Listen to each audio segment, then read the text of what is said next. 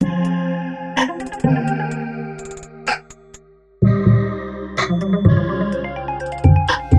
guys, welcome back to Talk That Talk.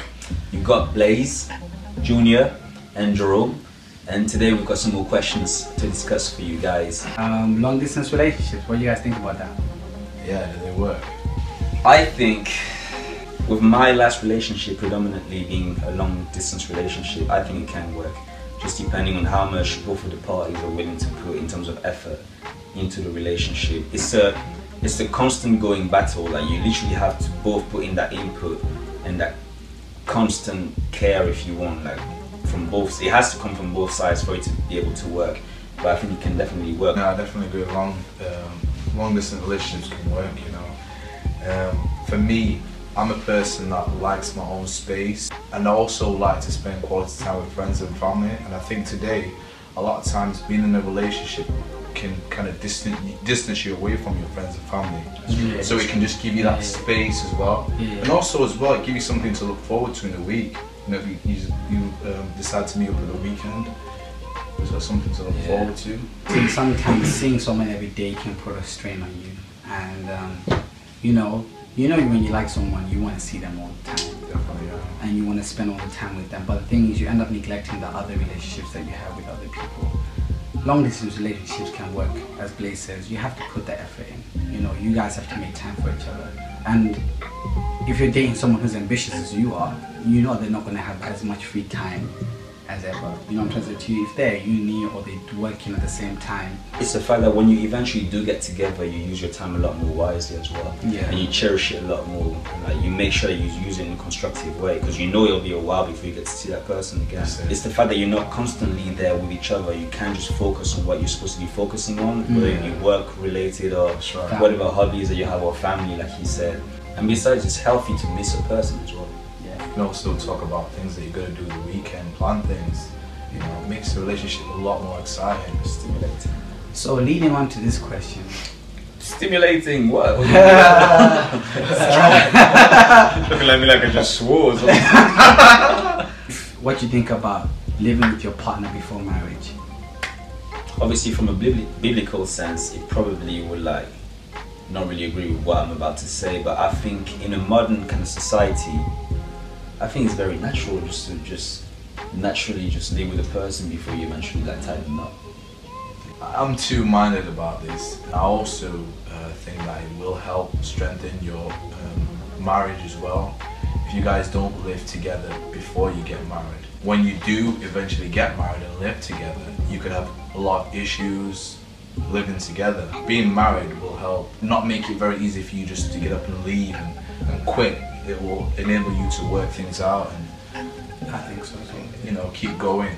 I kind of disagree though, because I think if you've been living together before you eventually get married, then you've got time to slowly learn about the person, their bad habits, and then by the time you get married, it doesn't just hit you like a shock. It's something that you've been prepared for. Everyone comes with bad habits, you know.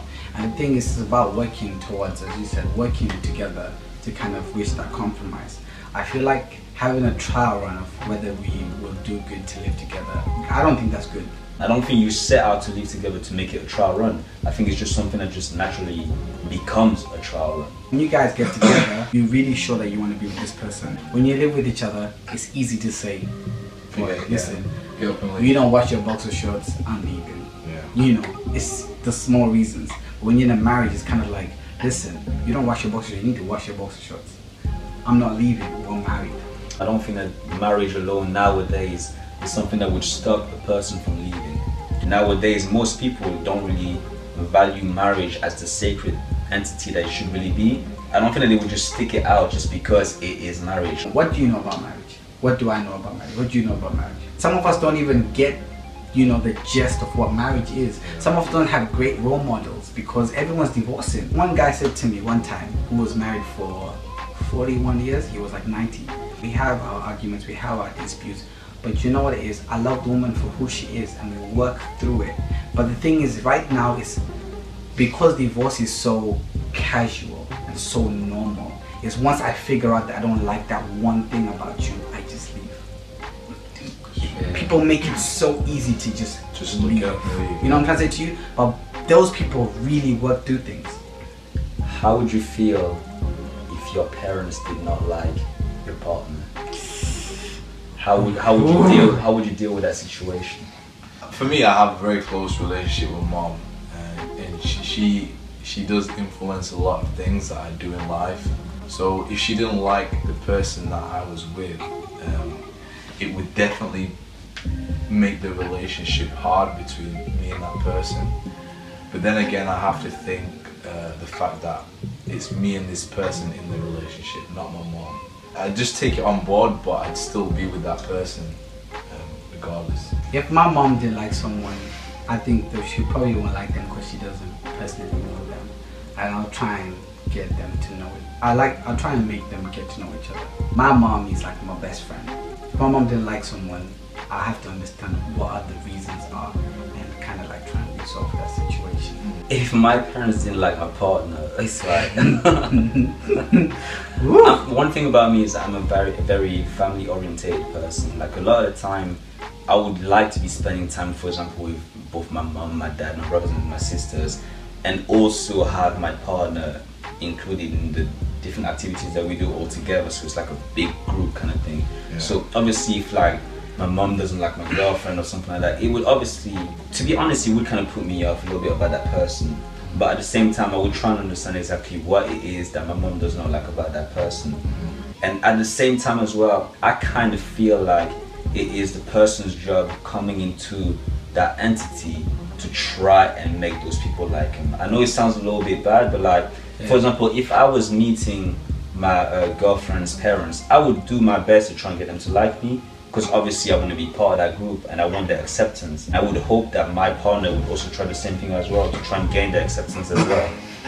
As you said, bring them into like that family environment, help them get to know that your partner and say, listen, this woman is my woman, you know, like respect that, you know, like I respect you, I respect all of you guys, I want you to respect that this is my girlfriend or my wife, you know, and I want you to treat the same way you would treat me, you know. At the end of the day, you guys don't have to live with her. This is a woman I love, and if you guys don't love her, it's kind of awkward, because it will make it hard for me to spend time with you guys if you guys don't like her, because this is my other half. A lot of times as well, you always want to make your parents proud of anything that you do in life. Yeah. You don't want to make them disappointed. Yeah. So it can put a lot of strain, but like you said, most of the time it's people are misunderstood of that person or why they're a certain way or whatever. So it's just basically talking to each other. And sometimes our parents' instincts are right. There's so many times my mom has said to me, and that's exactly what I mean. This is what I said. There's so many times my friend has said. There's so many times my mom has said to me, that friend of yours is not good. And at that time I was like, nah man, they cool. And later on I'm like, yeah, this person, I don't need them in my life. It's true. And again, guys, make sure that you write down your own opinions as well in the comments box, because we actually want to know what you guys think as well. Yeah, we actually do. And when we post the videos, write back to us, message us. It really does touch us. A lot of you guys message us and tell us what you guys feel, how you guys like the videos. It touches us as well, because we make these videos kind of like as a voice for young people and a voice for men who have different point of views. Yeah. So yeah, like write to us, post us questions and all that stuff. Don't forget to subscribe as well and click the like button. That should be it, innit, today. Yeah man, thank you, and don't forget to talk that talk. Peace guys.